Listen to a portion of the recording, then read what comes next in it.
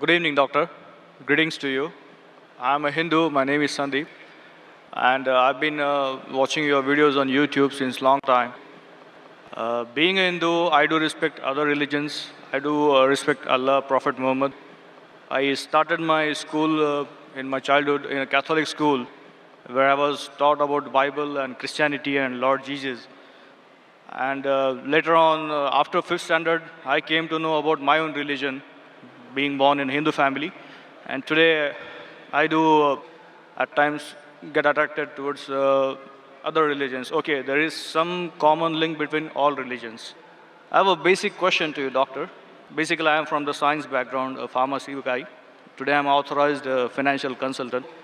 So, today, what I look out there in the market is many religions exist on planet Earth. If human being is the same, if human organs are the same, if the human body system follows the same heartbeats, blood flow, the same blood, the same ears, the same nose, if everything is the same, the creator has to be the same, the supreme power is the same. So if the supreme power is the same, why do so many religions exist on earth today? What is going to be future now onwards? Because if I go as per theoretical books, as per history, before thousands of years, Hinduism existed. Then came Lord Jesus, then Prophet Muhammad, and now today, what I see in front of my eyes is there are many religions, and every religion has its own pros and cons. So, being a human, I get confused. I am a Hindu, I should respect my religion, as well as being a human being, I should respect other religions. So, what is the final truth, and what is going to the future for centuries ahead? The brother asked a very good question, that there are so many different religions. More than 4,000 years back was Hinduism. Then Jesus Christ, peace be upon him, came 2,000 years back, or Christianity. Then Prophet Muhammad, peace be upon him, came 1,400 years back. Some things are similar, some things are contradicting. There's so much of confusion. God, our creator, is one. Human body is the same. Creator has to be same. So why this confusion? It's a very good question. The reply is given in the Quran in Surah Al-Imran, chapter 3, verse number 19.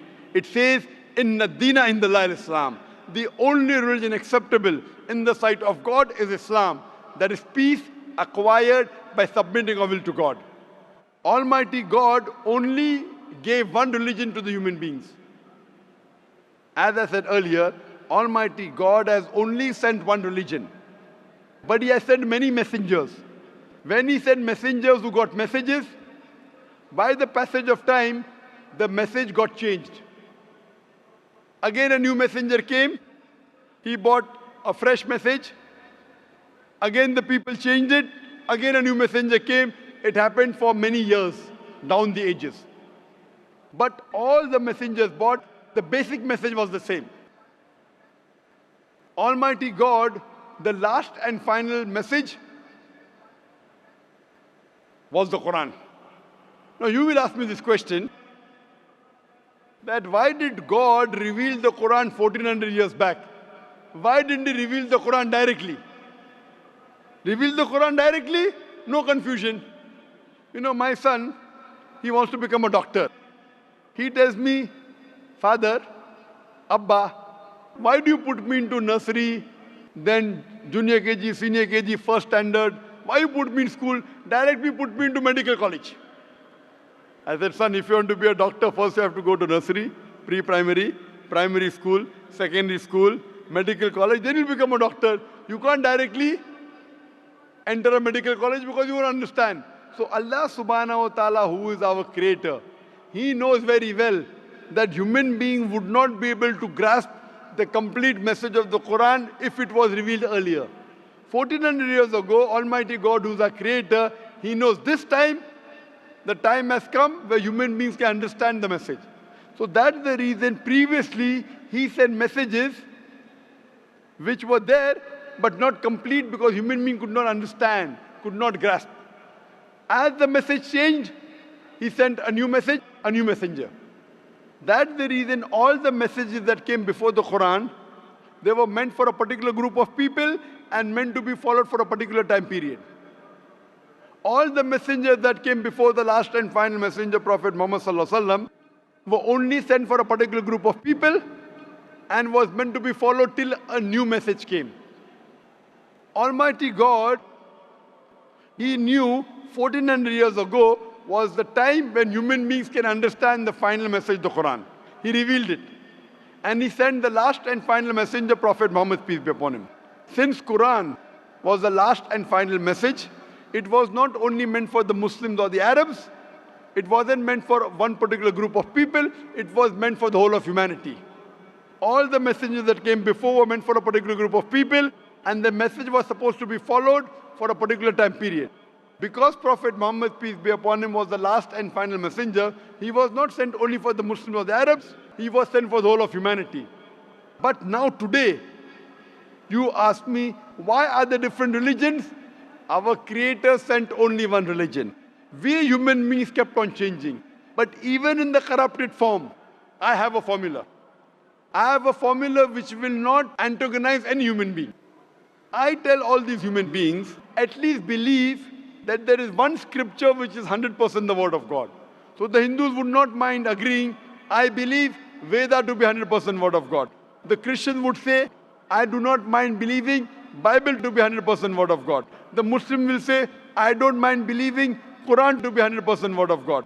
So I tell them, okay, now let us agree to follow what is common in all these scriptures. What is different, we'll discuss tomorrow. Let's not fight over the differences. Let us agree to follow what is common, and at least we'll be sure that what is common in all the three scriptures, this at least minimum is 100% the word of God. What is different may be the word of God, may not be the word of God. That we can discuss tomorrow. Now, when we do a research, and I being a student of comparative religion, I've studied the Vedas, I've studied the Upanishads, Bhagavad Gita, Bible, Old Testament, New Testament, Quran. Now, when I do research, I've come to know that all these scriptures say that there's one God. All the scriptures say that God has got no image, has got no photograph, no painting, no statue, no idol. All the scriptures say that Almighty God does not beget nor is He begotten. All the scriptures say that the last and final messenger to come is Prophet Muhammad, peace be upon him. I have quoted in this session many verses from Hindu scripture that Prophet Muhammad is the last and final messenger. I have quoted from the Bible. I have quoted from the Quran. So at least let us agree to follow what is common. Bible, Vedas, Quran, all three say that you should not have alcohol. And I've quoted that in my earlier answer. All three say that you should not gamble. All three say that you should not have pork. So let us agree to follow what is common. So you have to agree that there's one God. You have to believe Prophet Muhammad is the final messenger of God. You should not have alcohol. You should not have pork. To pray, we have to do the sujood. All these are common points.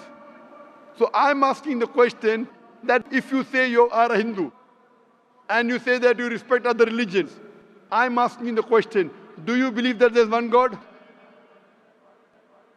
As per books, I do. Do you believe that idol worship is prohibited? That's a confusing area. It's very clear in the Hindu scriptures. Yajurved chapter 32 verse number 3. Na tasya pratima asti. Of that God there is no pratima, there is no photograph, no painting, no image, no idol, no statue.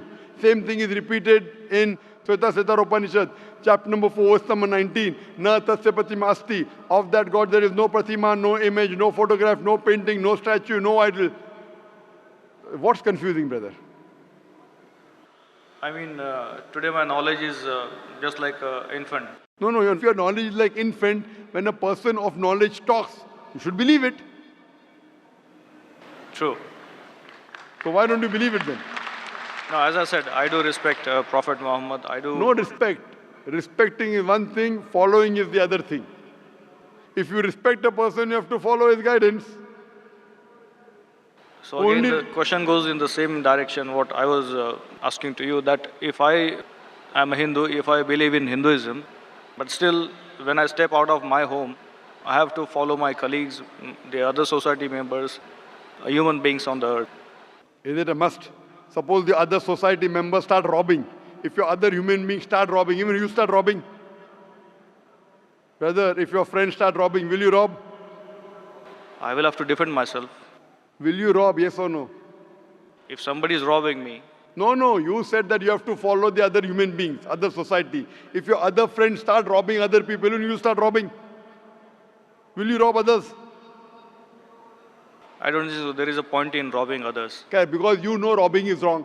So that time you will not follow society. Follow the society when it is right. Do not follow when it's wrong. God has given you grey matter, brain. Correct? So if your Hindu friends are going against the Veda, will you follow Veda or your Hindu friends? They have to follow what is written in the books. Yes, forget about them. I'm asking about you.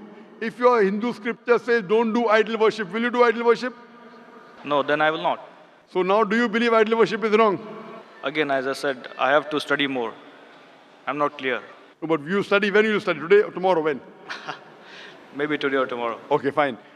I have quoted so many references from the Hindu scripture about Prophet Muhammad, peace be upon him. Do you believe Prophet Muhammad is the messenger of God? Yes, I do. If you believe, don't you have to follow his commandments? I may have to.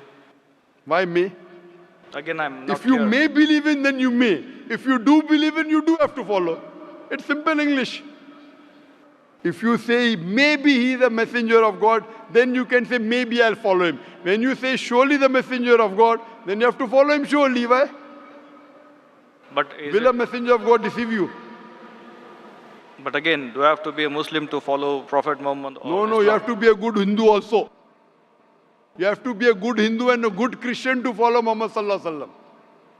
That's where the whole thing If goes. you are not a good Hindu, if you are not a good Christian, you will never follow Prophet Muhammad Sallallahu Alaihi Wasallam. Because Hindu scripture says the Antim Rishi, the Kalki avatar is Prophet Muhammad Sallallahu Alaihi Wasallam. I gave references, if you want I can give again. Do you want me to give the references again of Prophet Muhammad in the Hindu scriptures? I did listen to your references. I need to go through them. Fine. So inshallah go today. Tomorrow, I would give you the first chance and there's a lady there. You too, I would give the first chance. Then I will call you a truthful person. Go today, Google, check on the net. I gave at least 100 references. There are more than 100 in my lecture. If you see on Hindu scriptures talking about Prophet Muhammad Sallallahu Alaihi Wasallam, talking about one God, talking not to have alcohol, not to have pork, not to gamble. What is different we'll discuss tomorrow. At least what is common we should agree. So when you are talking about getting human beings together, I'm giving you a formula which will not offend you. I'm not telling you follow that which is not mentioned in the Hindu scripture. I'm telling you follow what is mentioned in Hindu scripture and the Quran. 100% you will be a good Hindu, good Christian, and even enter into Islam. May not be good Muslim, at least enter, and then your scripture says you have to follow the guidance of the last messenger, you have to follow the Quran. So if you follow the Quran correctly and the sayings of the Prophet Muhammad Sallallahu Alaihi Wasallam, you will be a good Muslim. And I'm waiting that inshallah if we can do it today, tomorrow inshallah we can interact. Thank you very much, doctor.